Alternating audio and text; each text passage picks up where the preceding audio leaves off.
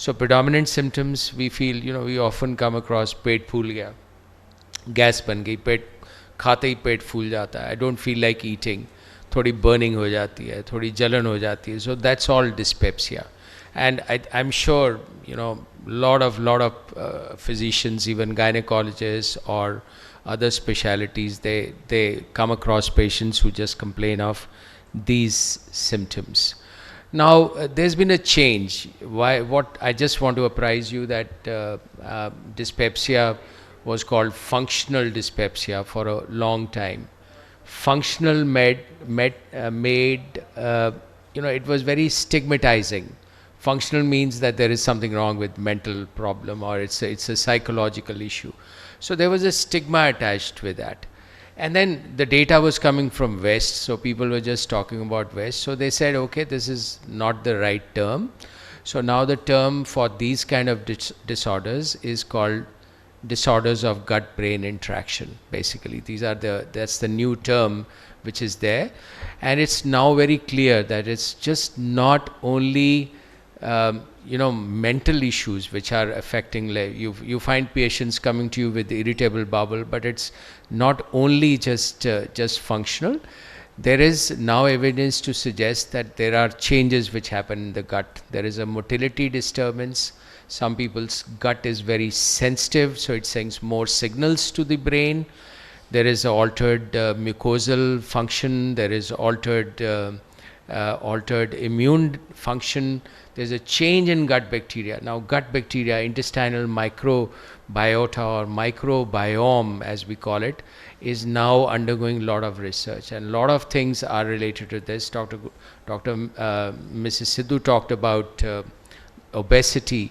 Now, there's enough data to show that there are gut microbiota which determine our weight. So, I'll not go into details. But that gut microbiota is now also shown to cause this kind of bloating, this kind of symptoms.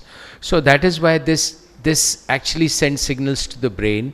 So that's why these disorders are now called as disorders of gut-brain interaction. Now, functional dyspepsia, still the term is functional dyspepsia because it is stuck there. Hopefully it will also change. The nomenclature is yet the same.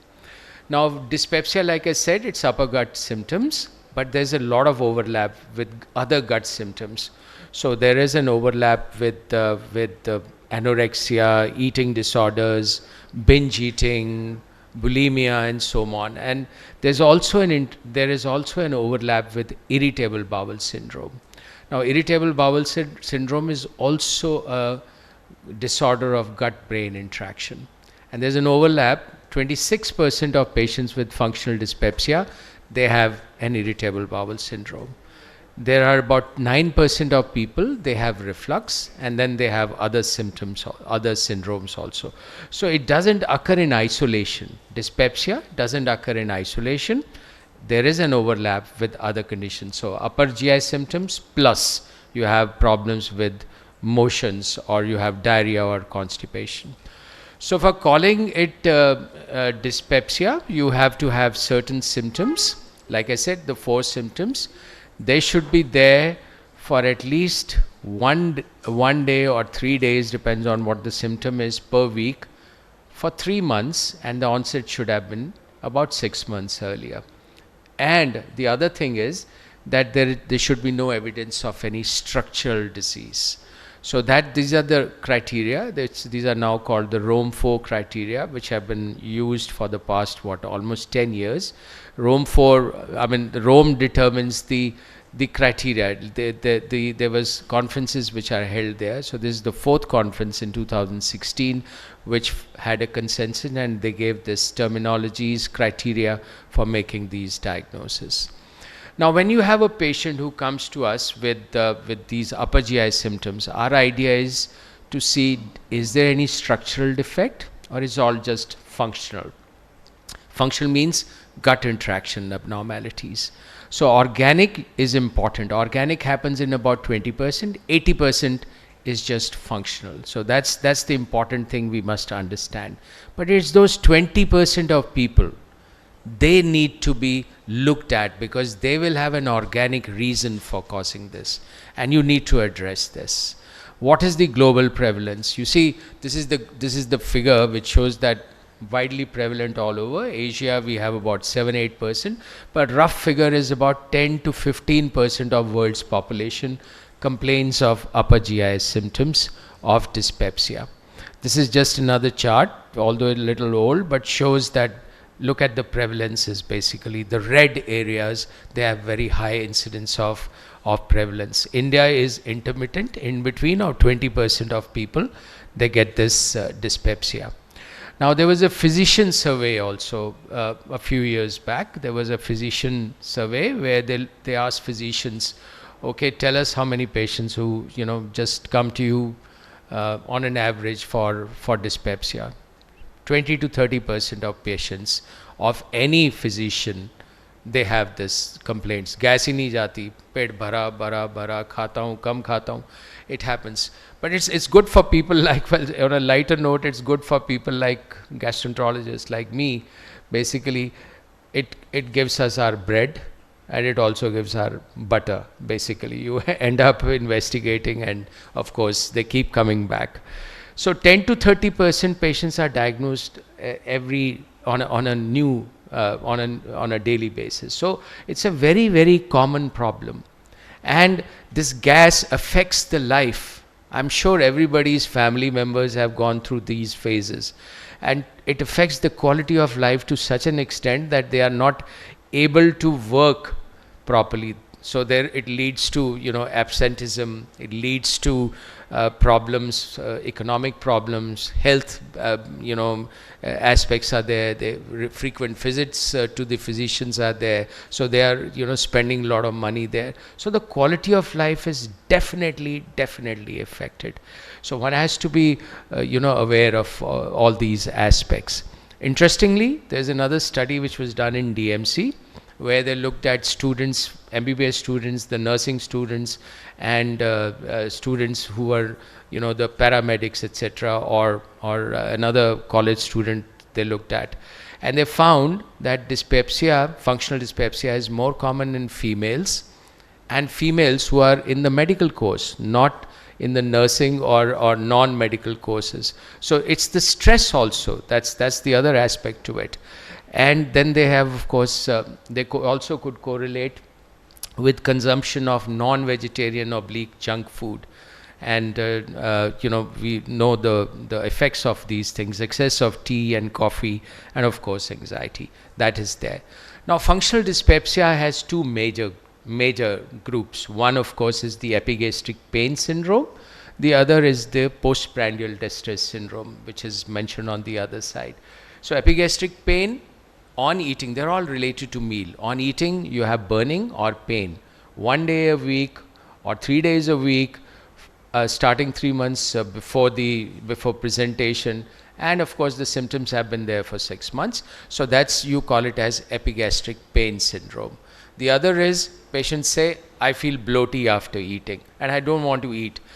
Early satiety, that means he's not able to finish a normal meal.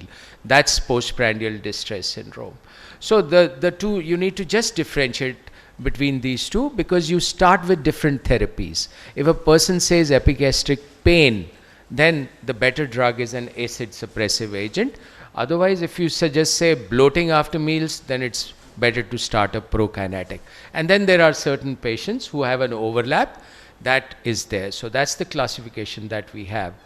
Now you also see that this is just a picture which shows that the prevalences of various of both these disorders. You find that there is more prevalence in females, like as per the study which was from DMC, more in females, and it's the young people who have more dyspepsia. As the age increases, the incidence, the prevalence of dyspepsia decreases. Now, what is the pathophysiology? I just alluded to this, that it's not just functional. There are lots of factors which are important. there's a motility problem, there is, the stomach is not contracting very well, it's not able to accommodate food very well. So since it doesn't expand very well, so it sends signals to the brain. There is a subclinical inflammation which is happening there. So there are problems. All these are very well documented. So it's just not only functional, and they are sending signals to the brain. So to the extent that there are, duodenal, one has looked at duodenum, and there is a abnormal intestinal permeability. You have more toxins going through. There is infiltration by eosinophils. Mast cells are there. There is an abnormal acid exposure. And of course, there is presence of Helicobacter pylori. So it's not functional alone. So there are actually reasons for these symptoms. It's not that they are life-threatening things, but there are reasons for this. And I talked about the bacteria, which are very important.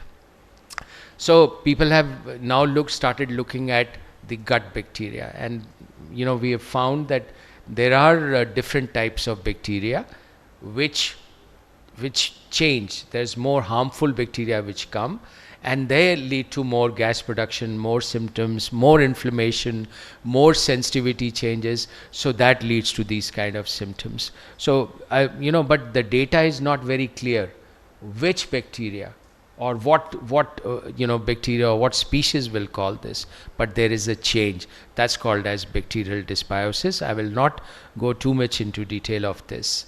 Now a person comes to us with dyspepsia, and we need to just rule out the organic causes. Very important to take a good history, talk to the patient, and do a good examination.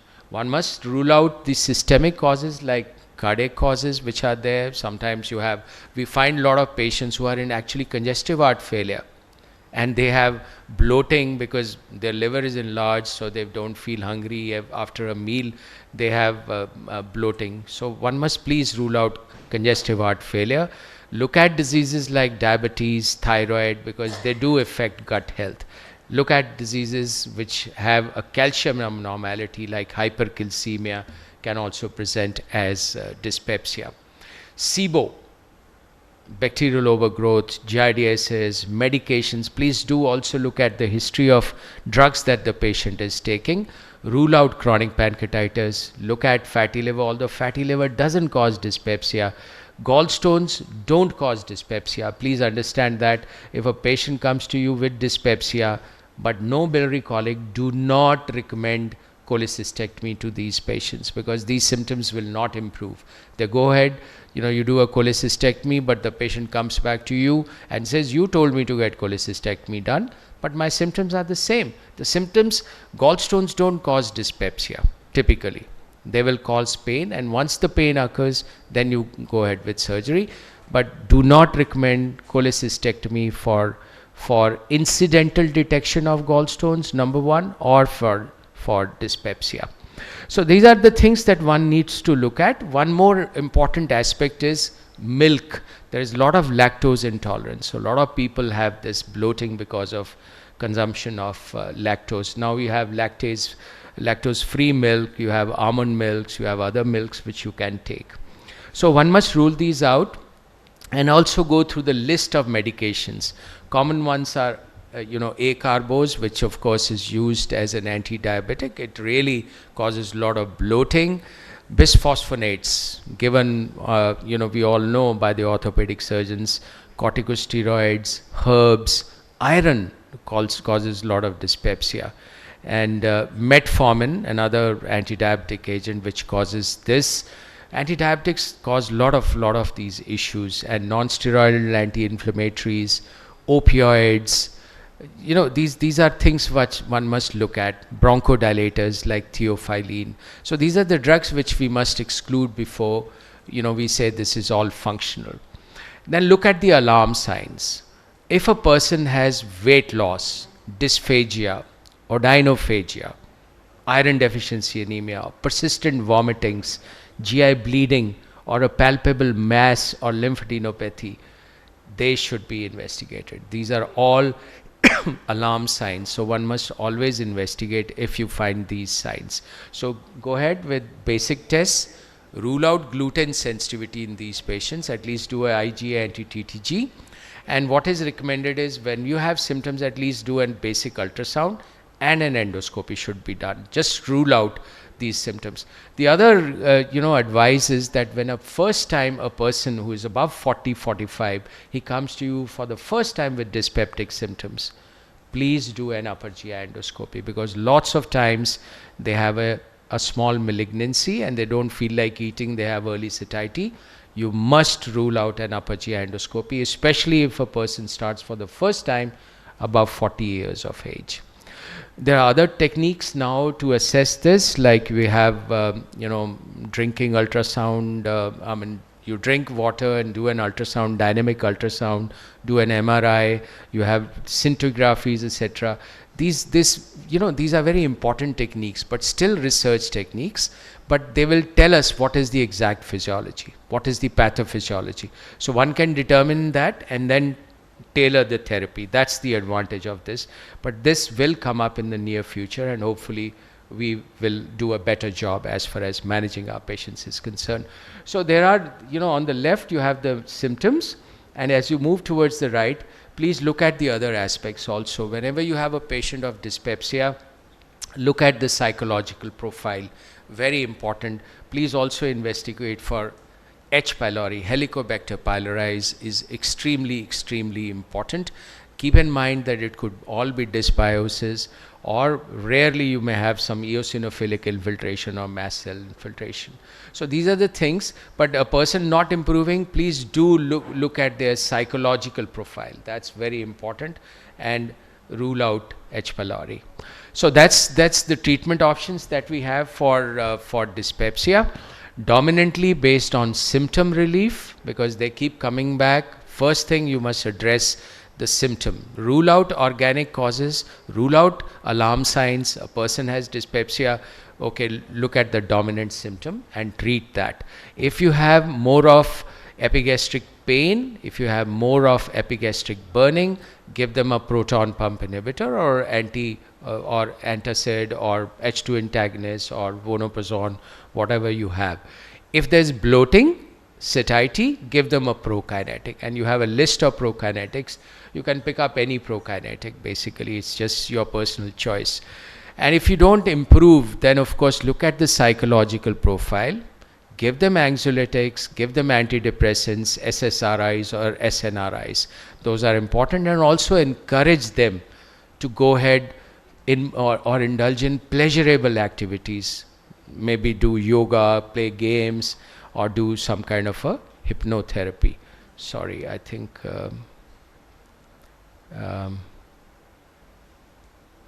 can I? I think it's stuck. I think this needs to change here.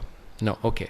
Thank you. So I'll just briefly talk about H. pylori and dyspepsia. Now, do you need to do an endoscopy for all patients to check for H. pylori? Well, the Europeans do it, but we have such a high prevalence of H. pylori that you just don't, treat just like that, right? You can do it, there's nothing wrong with it, but then drugs also have side effects. So a lot of patients are not able to tolerate that. So that's what I advise, is that if you have, you get an endoscopy done, or if you find the patient is not improving, then do check for H. pylori, and then if you find it is positive, then treat it.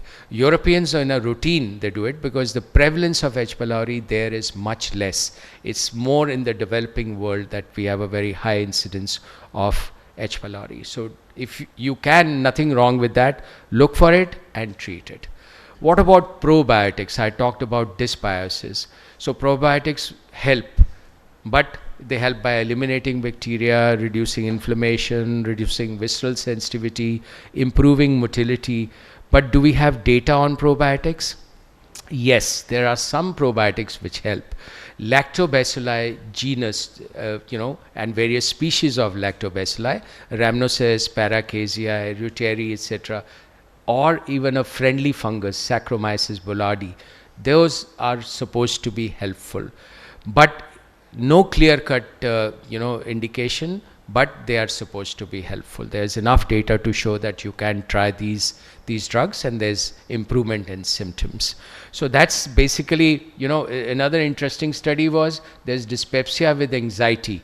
So people had anxiety and they give probiotics to people and their anxiety also improved. So probiotics are helpful, but we really don't know which probiotic is really important. What about diet? It's very individual.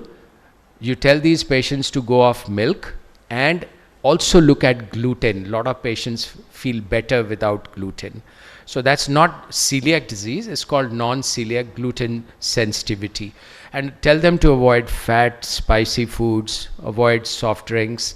You can try low FODMAP diet. It does make a difference. The list is there, and once, of course, you can try that. Very interesting Iranian study I came across, and there are certain foods or fruits which cause worsening. And typically, we think, watermelon, because it causes a lot of symptoms. Watermelon, melon, kheera, grapes, cherries. So and apples, both ways. Apple also causes more of dyspepsia. Sometimes it helps. So basically, you have to just tailor your therapy. Tell the patient whatever they feel uncomfortable with, they should avoid. What about dietary patterns? You can't just pick up one food.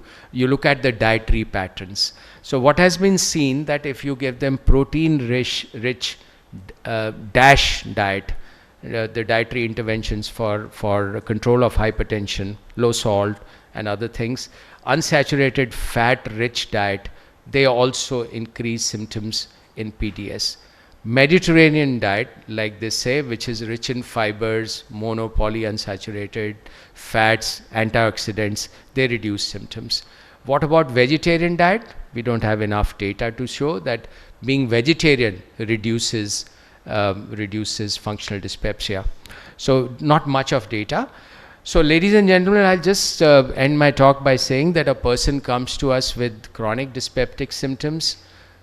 Take a good history, do a good examination, look at the alarm symptoms, and if you have no alarm symptoms, you can investigate for H. pylori.